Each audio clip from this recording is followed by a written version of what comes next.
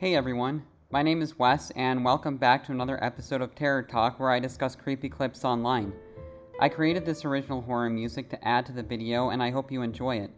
Be sure to leave your own comments, and when you're done watching, check the description if you'd like to listen to my music without the commentary. Now let's get into it and have some fun. So this happened a little over 2 years ago now, and I wanted to share it somewhere just to look back on it one day and never forget the lesson I learned. It was 2016 and I had just started a new job at a motel. It was low pay, but I needed an office job. One of my friends, Michael, got me this job. For a few days, I did training with the owner in the mornings. For 2 nights, Michael trained me. Our job was the 11 p.m. to 7 a.m. shift. Nothing exciting, checking guests in and doing paperwork. Have you ever worked at a motel? Let me know in the comments below. I've never worked at a motel, and I'm pretty glad because I really think that just the maintenance and the cleaning, that would all suck a fat load. But yeah, it just doesn't sound pleasant. So let me know in the comments below if you've ever had to work a motel and how shitty it was, if it was a crap job. My boss, or the owner, went away with his wife on vacation for a week, which is attributed to the swift training I had to endure. So it was my first night alone on the night shift. There was a monitor with security cameras around the motel's property, and large glass windows all around the office building with a glass door. There was no night window like most motels have. It was fairly early in the night, at about 1 a.m. I was just doing my normal check-in paperwork. That's when a man walks in and asks if we have any rooms available. Usually if someone's sketchy, my boss has me lie and say no, but he seemed normal at the moment. Without hesitation, I said, yes, of course, just for one? And he replies, yes. So I begin creating the reservation on the computer when I notice he starts swatting the air and making spitting noises, as if he's being surrounded by flies. I try to ignore it. As far as I'm concerned, it wasn't my business. So I try to check him into the room as quickly as possible. I give him his key and he's on his way. Yeah, like, what the hell? Why is this guy already swatting the air? That's pretty abnormal. At this point in time, I could be described as very timid. I had a lot going on in my personal life, so I hope you can all understand my reaction to what happens next. The man comes back from his room and slams his hand on the glass door, causing me to jump. Absolutely frightened, I look up to see him just staring at me. He cracks the door and puts his head through and says, I can't get into my room. Why won't you let me into my room? And my only defense is trying to be helpful. So I replied, maybe there's something wrong with your key. Let me give you another one. The look he had in his eyes was inexplainable. I felt like I was in absolute danger. I handed him his new key and he went back to his room.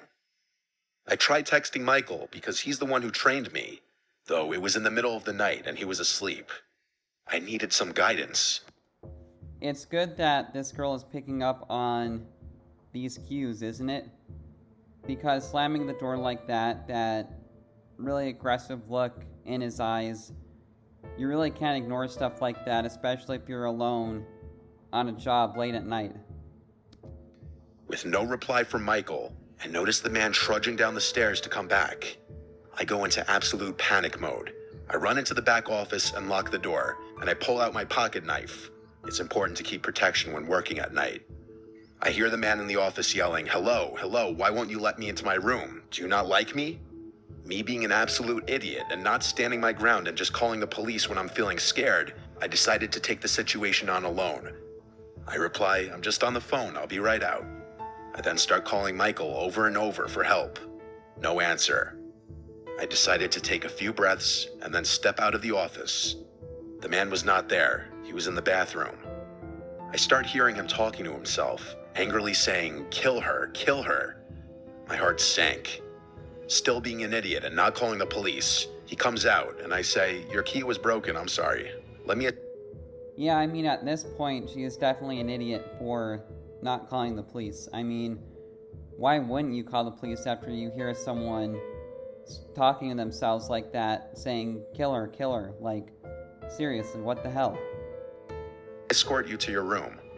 He agrees, thankfully. I was wearing a long-sleeved sweater, so with my arms down, I was able to hide my knife in my hand while holding it.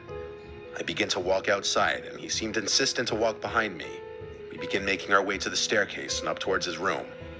I was sweating from how nervous I was, continuously looking behind me to make sure he wasn't going to make a move. He stops at a room, and I stop at his room a few doors down. I smile and say, "Oh, that's the wrong room. This is your room," as it clearly said on the door. This whole time he was going to someone else's room and trying to open the door. After letting him into his room, I quickly ran back to the office and locked the door, and I found out there was a lone woman staying in the other room he was trying to get into. The next guest I checked in was a police officer from a few towns over. I felt bad for confiding in him about the guy, but he seemed willing to keep an eye and ear out. The next night, the man came back, but I had the doors locked. Why would she feel bad about telling a police officer about this? I feel like this woman really isn't the sharpest knife in the drawer. And told him we're all booked up. I explained to my boss what happened when he got back from vacation. However, he didn't take it very seriously. I continued to work there on the night shift for the next year, where many other strange encounters have happened, but this was one of the worst.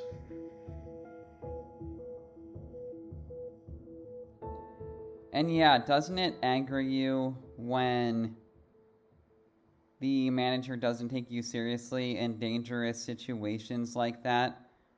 I feel like it is definitely angering. And that's the problem with management these days. When you have complaints, a lot of the time, they're not taken very seriously, whether it's another manager giving you a hard time, another coworker giving you a hard time. A lot of it is just blown off, in my opinion. And I know from working in retail.